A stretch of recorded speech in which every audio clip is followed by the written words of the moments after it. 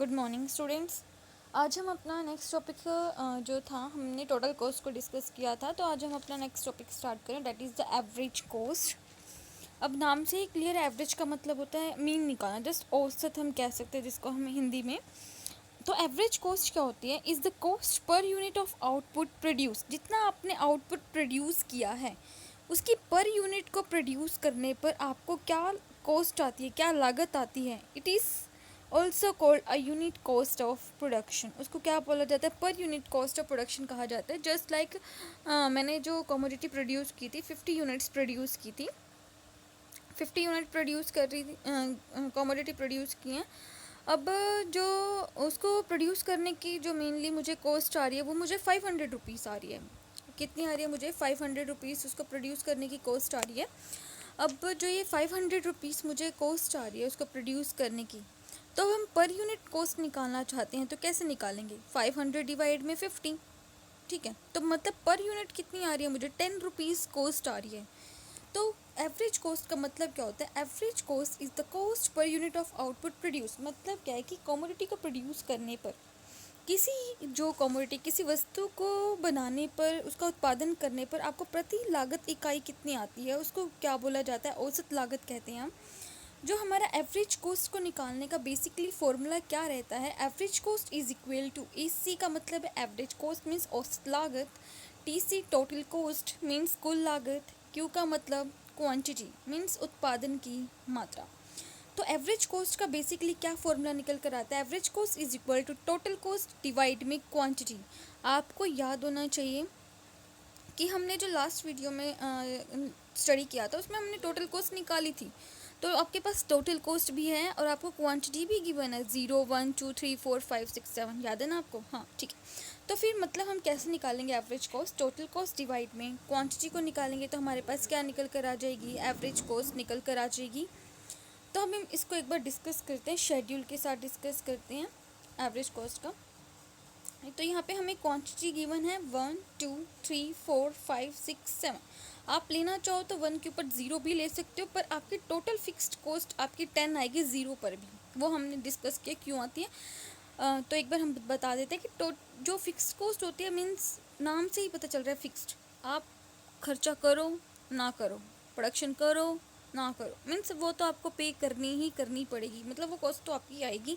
लेकिन जो variable cost है, अगर आप लेबर को लगाओगे प्रोडक्शन के लिए तो आपको पेमेंट करनी पड़ेगी, अगर लेबर को नहीं लगाओगे तो पेमेंट नहीं करनी पड़ेगी। तो जो 1 यूनिट ऑफ आउटपुट प्रोड्यूस किया तो टोटल फिक्स्ड कॉस्ट बेसिकली कितनी आ रही है हमारे पास? 10। Total variable cost 10, total cost 10 plus 10 मिलकर कितनी हो जाएगी? 20। क्यों हो जाएगी? क्योंकि टोटल कॉस्ट के दो कॉम्पोनेंट थे, टोटल फिक्स कॉस्ट प्लस में total variable cost. I hope आपको याद होगा। तो टोटल फिक्स कॉस्ट आपकी हमेशा देखो यहाँ पे कांस्टेंट चल रही है, 10 रुपीज़ रहेगी। और आपको जो टोटल वेरिएबल कॉस्ट की जो ये लाइन है आपको लर्न करनी पड़ेगी, जस्ट 10 आपको लर्न हो जाएगी। देखो इसमें सिर्फ जो डिफरेंस आ रहा है वो इवन नंबर का आ रहा है, 10 8 6 4 4 6 8, ठीक है। तो 10 18 24 28 32 38 46 आपको मार्जिनल कॉस्ट याद रखनी पड़ेगी बस। जब हम नेक्स्ट क्लास में तो हम रिलेशन को देखेंगे, तो नेक्स्ट क्लास में हम देखेंगे मार्जिनल कॉस्ट के बारे में।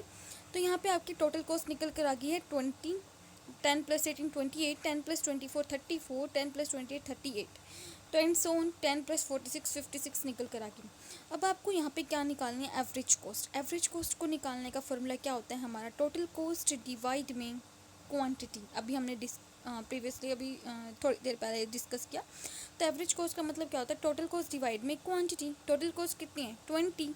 टोटल कॉस्ट कितनी आ रही है आपकी यहाँ पे फर्स्ट में? जब आपकी क्वांटिटी 1 है तो टोटल कॉस्ट है 20, 20 डिवाइड में 1, एवरेज कॉस्ट कितनी आ जाएगी? 20, 28 डिवाइड में 2 कितनी आ जाएगी? 14, 34 डिवाइड में 34 जो डिवाइड है हमारा 34 डिवाइड में 3 कितनी आ जाएगी? 11.3, 38 डिवाइड में 4 9.5, 42 डिवाइड में 5 8.4, 6 48 डिवाइड में 6 8, 56 डिवाइड में 8 कितना आ जाएगा? 8। तो मतलब ये आपके क्या निकल कर आ गया? एवरेज कॉस्ट निकल कर आ गई। उसके बाद हमने इसको किसके ऊपर ड्रॉ किया है? ग्राफ के ऊपर, हमने डायग्राम के ऊपर ड्रॉ किया है।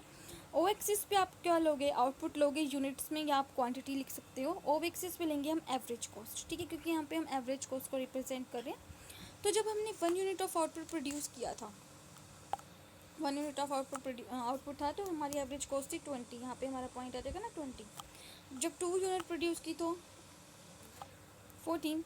आप अपना गैप अपने तरीके से ले सकते हो, क्योंकि जो एवरेज कॉस्ट का मैक्सिमम नंबर है वो 20 का, तो मैंने ओवर एक्सिस पे जो गैप लिया है वो 5, 10, 15, 20 का गैप लिया, ठीक है। आप लेना चाहो तो 2, 4, 6, 8 इस तरह से भी ले सकते हो। 3 के ऊपर कितनी आई है हमारी 11.3, 4 पर आई है हमारे पास 9.5, 5 पर आई है 8.4। जस्ट लाइक हम इसको इस तरह से ड्रॉ करेंगे तो हमारे पास जो कर्व आएगी वो इस तरह से निकल कर आ जाएगी, ठीक है। तो हम क्या कहते हैं कि एवरेज कॉस्ट कर्व की शेप कैसी होती है, यू शेप्ड की होती है। आपके कुछ कर्व इस तरीके से आएगी, तो हम क्या बोलते हैं कि एवरेज कॉस्ट कर्व की शेप कैसी होती है, यू शेप की होती है। जस्ट हमने अभी तो सिर्फ 7 यूनिट ऑफ आउटपुट लिया, हम 8, 9, 10 इस तरह से बढ़ाते जाएंगे, तो ये अपने आप आउटपुट बढ़ाने पर हमारी जो कॉस्ट है वो बढ़ती जाएगी। तो इस तरह से ये यू शेप की बन जाएगी लास्ट में जाके।